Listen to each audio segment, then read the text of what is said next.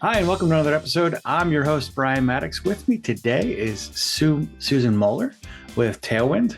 She's Director of Marketing. Welcome, Susan. Brian, I'm really excited to talk with you today. It should be exciting. So we're always talking about things that are all things marketing here. So if you could give the listeners just a little bit about your background and how you got to where you're at, that will help them as we move forward through the conversation. Yeah, so I am the Director of Marketing at Tailwind. Tailwind is the tool that feels like a marketing team. We give small businesses the marketing team they need at a price they can afford through AI. And I have been here for about 4.5 years. My role has changed throughout my time at Tailwind. I started in partnerships marketing and then moved into marketing management, and now am the Director of Marketing. It's been a really exciting time to watch the Tailwind platform evolve. I would say probably we can all agree that there have been some significant changes in how social media marketing functions in our marketing stack during that time. Since Tailwind began as a social media marketing tool, we have been adding new products to what we offer, and it's been a lot of fun to see those come to life. It's also had some challenges as we see how the market responds to those things. So before Tailwind, I was also still in the SaaS world. I worked at BuzzSumo, which is a content marketing tool. I was the first employee there, and I enjoyed getting to watch BuzzSumo grow and become a really popular tool. Eventually, it was acquired by Brandwatch. And about a year after that, I decided that I wanted to look for something new and came to Tailwind. So tell us a little bit more about Tailwind, and I guess one of the things that makes it very difficult, I guess conceptually, is you're marketing a marketing app. So how does that work, and what does that look like? Yeah, well, one of the cool things about marketing a marketing app is that we have evolved our marketing team's function to give input to the product team. So at some point along the way, everyone realized that marketing to marketers with marketers on the team to do that marketing gave us an internal track to the minds of marketing. So that's one thing that has been very interesting about this role at Tailwind is that the marketing team is able to test out our own products. We avoid the term eating our own dog food, and instead we go with drinking our own champagne. So that's been a really nice thing about working with Tailwind. The product itself is a tool for small businesses. Our main audience is very small businesses, solopreneurs, people who are running the shop and all the things that come with running a small business. For most of them, and this is always a surprise to me, they don't always love marketing. And so they are looking for something that they can kind of slide those tasks off to so they can get back to doing what they love, which in a lot of cases is creating products or running the back end of their stores, things like that. So that's what Tailwind does. We provide a way for small businesses to not do their marketing by having them offload it to Tailwind. And our goal really is to make world-class marketing easy for everyone. So we don't want to just tell people what to do. We want to make it easy for them to get things done and be able to move on with the rest of their day. So you mentioned that small business marketplace, and I've been fortunate enough to work in the small business marketplace. Fortunate enough, crazy enough. Sometimes I'm not sure. Work in the small business marketplace for a long time, and one of the things that is pretty obvious, pretty quick, is that the time scarcity is real. So how do you get in front of these folks that don't typically congregate in the place where your app functions? Yeah, so that is a great question. The best answer is, I think, from our data, which shows which of our marketing channels is the strongest, and that is our search function. So we do a lot with paid search, and we see that as pretty strongly linked as well to organic search. So that's the primary way we get in front of people. We try and intercept them at the moment that they are looking for an answer that's relevant to their business. We also have a background in Pinterest marketing, and that has given us a really large circle of businesses who know about Tailwind, who have used it for years.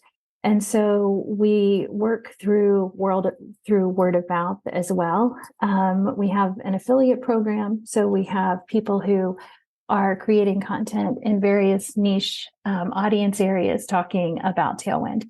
And so they do that primarily through organic social and their own blogs. So that's how we look to connect with those people. It's interesting that you described Pinterest as word of mouth. I never really had made that connection. Can you tell me more about that? That's So a conversation I think that our listeners might be interested in.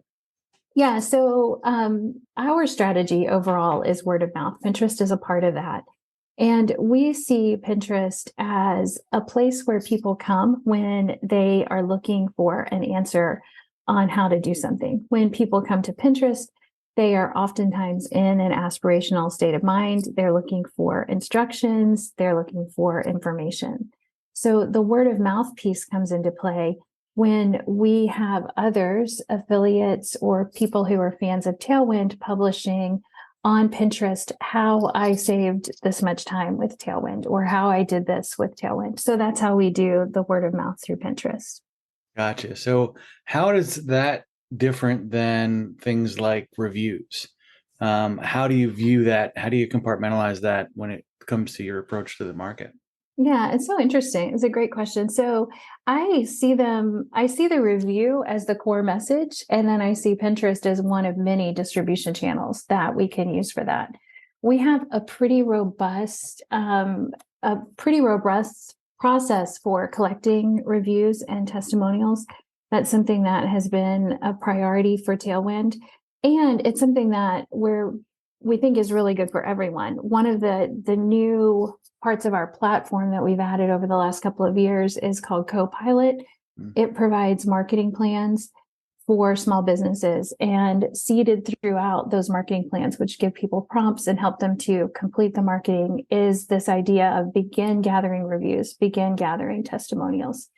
So I think that Pinterest is one of the distribution channels for those reviews, and then there are others as well. We have them on our website. We have them in social media. We use them in our newsletters. We try and include them in everything we do, up to and including when we've done a couple of press releases. We always include a quote from a customer in those. So if you get a message from Tailwind and it doesn't have a customer review in it, you need to email Susan@tailwindapp.com and tell me you missed one and get on it. So I would love those kinds of emails. All right. So you heard it, guys. You've now got a mission. Yeah, check my work.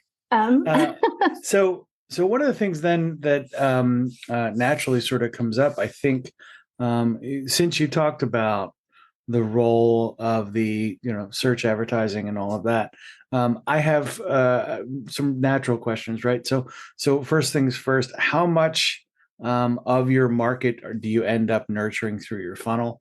Where does most of your advertising take place? Is it usually at the transaction point, or is it much higher? Give me a little bit of a lay of the land there.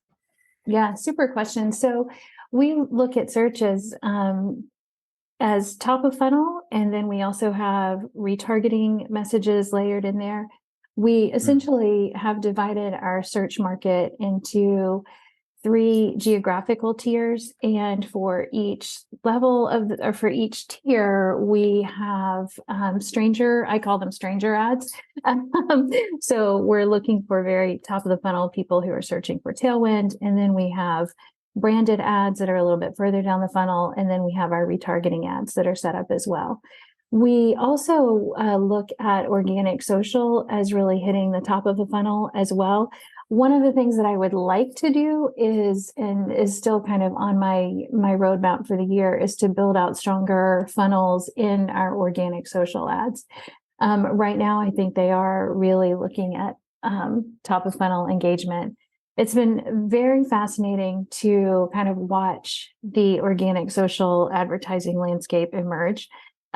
We've started, probably like a lot of other people have started advertising on TikTok, and we're seeing right now our lowest CPM and lowest cost per click coming in through TikTok. We also have some anecdotal evidence from a survey that we've done with new users that are telling us that they're coming from TikTok. I haven't been able to connect the dots in our data yet with this ad on TikTok is getting this many signups, but Right. Combining the data on the lower cost per click and CPMs with the anecdotal, hey, TikTok sent me message we're getting, Right. seems like a pretty good bet for us right now. That's cool. I think a lot of folks are getting that that traction, and it's hard to say. I mean, it's a very peculiar uptick with TikTok. It's almost like some folks go and they have this wild success, and then they're almost fearful to continue, and they pull back, and it's this back and forth, back and forth. So as you're going through and figuring out, which platforms and all that kind of stuff, one of the things that's going to naturally emerge, I imagine, is now that the AI is coming and eating everyone's lunch, and your app is part of that. How for your clients, how much of the strategies you're using for Tailwind make it through all the way through to the app and through as solutions to your clients? Are you recommending TikTok for them, and how are you helping with that? Yeah, it's a great question. So I think of that as two prongs. The first is about AI. And I've really embraced the role of AI for our own marketing team and use the ghostwriter tool that we've added throughout Tailwind quite a lot. And I think for our users, it's becoming a popular feature as well. Because we have a strong background in marketing as a platform and a lot of historical knowledge of marketing, the ghostwriter tool really cuts out a lot of the work that people would need to do to get a similar result if they were using just ChatGPT to get AI created content. So the first part of your question, how much of what I'm doing is filtering through to the audience? I would say the inverse is true. A lot of the product has been filtering up to me, and I'm using it quite a lot. I went through maybe a 2-week phase where I was like, AI is going to kill us all. And then somehow that faded. I got over it and I was like, it may kill us all, but for now it's also saving me a lot of time. So possibly I've sold my soul, or possibly I'm brilliant. Yeah. Only time will tell. And both could be true. Exactly, right? So they're mutually exclusive. Yeah. And as far as what we do in our Tailwind marketing, filtering through to our clients, quite a lot. As we were building the Copilot tool, we had weekly sessions with our marketing team, our product marketing manager, our content marketer, and myself. And then we would periodically pull in people who are working on different organic social channels to create the prompts that now inform the marketing plans for all of our customers. So there's a lot of overlap between what Tailwind does and a lot of overlap between what our product offers. As far as search and social ads, I'm really happy because we've seen so much traction in those channels that Tailwind now has a part of our ghostwriter AI interface that will create search ads for you. It will create social ads for you. And we have a beta program that will manage your ads through our AI system. And that has gotten extremely great reviews in beta. We had one woman who had, I think it was a 525% increase in her traffic. Another person had 92% increase in their sales using our Tailwind Ads product. I don't even know what comes before beta in engineering speak, but I was like the pre-beta, here, try this person. And we saw a big uptick in traffic from our ads. And honestly, for me, because I wear a lot of hats at Tailwind, I loved having Tailwind ads checking in on Facebook so that I didn't have to. So I am excited about that tool, and I'm really happy to offer it to people because it's a powerful channel for us. So it kind of creates more alignment with what we're doing, what we're saying, and what we're offering. Your So other question was TikTok. yeah, Sorry. no, yeah, So I think, and I need to probably go back and check this, but I think we have some prompts in Copilot for TikTok. Not as many as I would like, honestly. But we have also seen a lot of people layering TikTok. They create videos on TikTok and then they use those to create video pins and Pinterest. So we do see a lot of crossover in our audience with using TikTok and Pinterest, which is a really interesting combination. yeah. I'm trying to wrap my mind around that. It's very, very strange.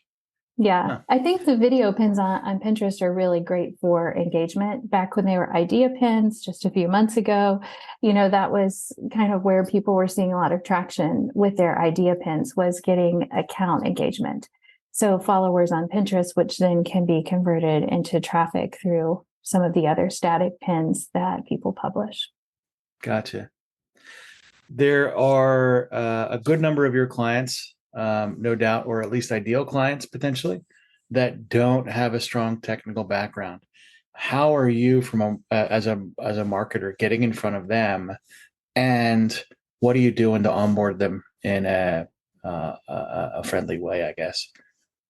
Yeah. So if you feel that you've been onboarded in an unfriendly way, that's also a reason to reach out to me. I guess that would No. you would see that in retention, right? You would see that Oh, in yeah. like, oh yeah, folks fall off in a month and a half because they just couldn't get their head around the tech, right? Yeah, I know. It's an interesting challenge. The customers that we see coming to us that stick with us the longest are e-commerce store owners and service providers, bloggers, and agencies. So I would say that the people who stick with us longer are a little bit more on the technically savvy side of things. Gotcha. A selling point for Tailwind is that we cut through some of the clutter. Like if you've ever tried to manage ads, I'm sure you have.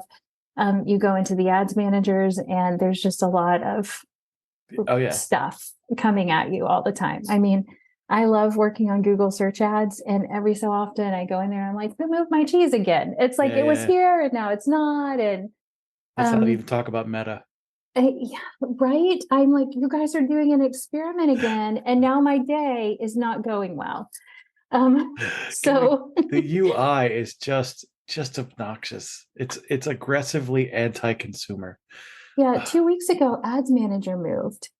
And it took me I'm probably just slow, but I was like looking at it and finally I was like, I'll click this. And then it opened an ad and then I could work backwards from that to find Ads Manager. So yeah, that's right. Yeah, that's recent, hot off the presses. Meta, stop, please leave my things alone. Exactly.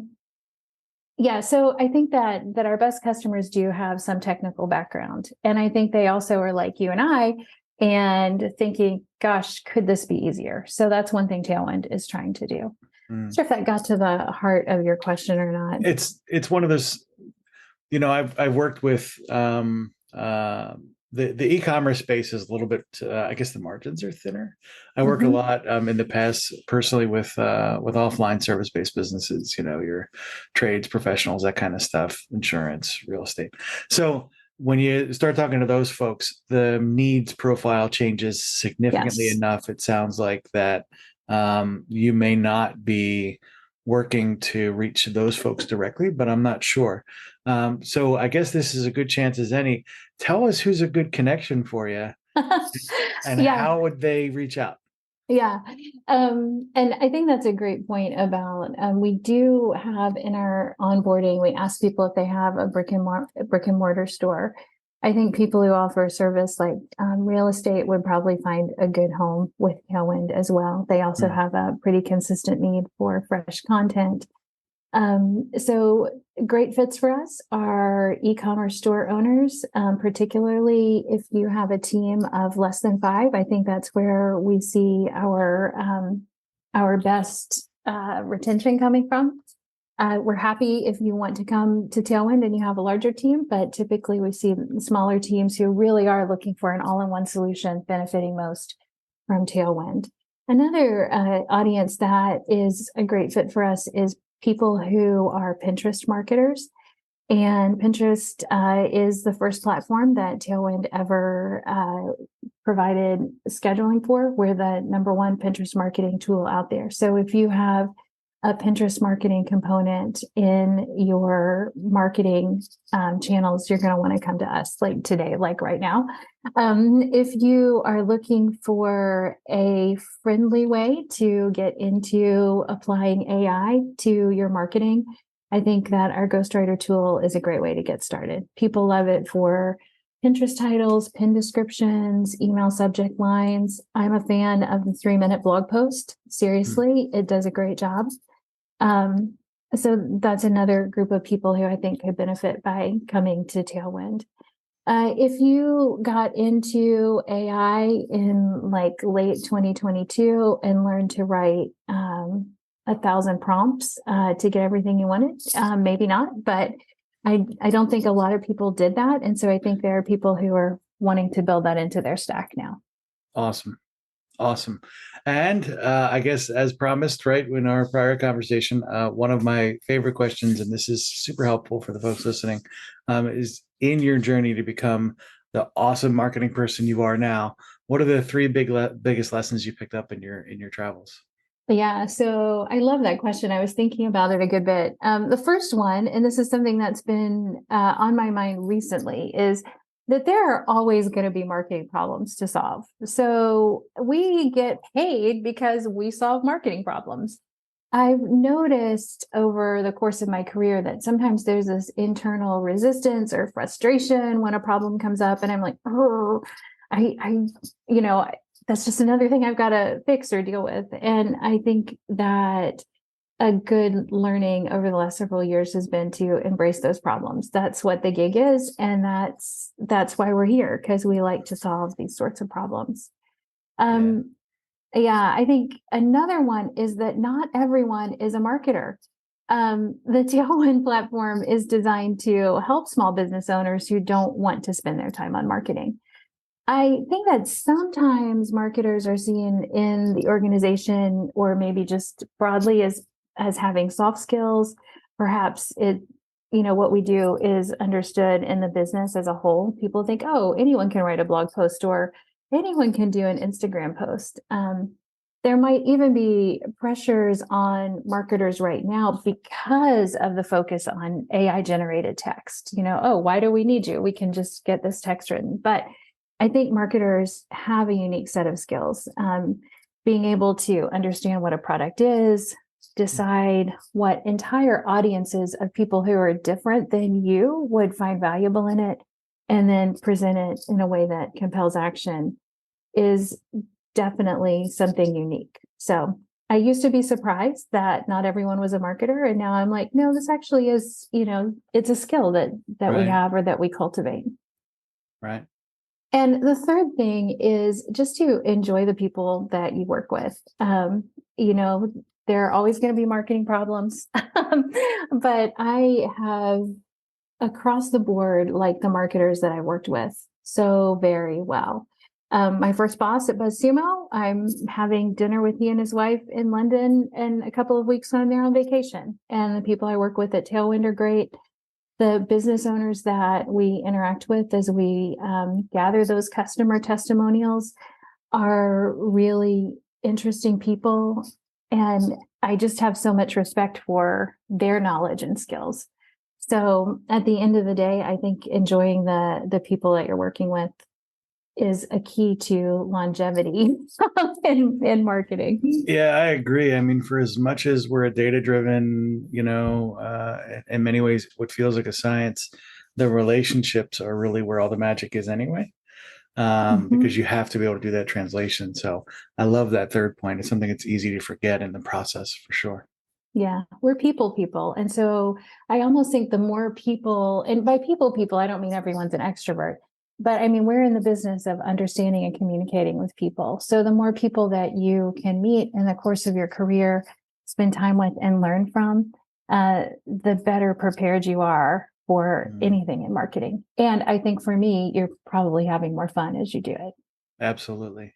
Thank you so much for being on the show today. Definitely circle back as you learn more about the AI landscape and how it's going to inform what Tailwind's doing. I mean, before long, we'll be able to have it automate every single functioning in marketing, which would be terrific. Yeah. So I really appreciate the time, Brian. Thanks so much. It was really great to talk with you. Thanks.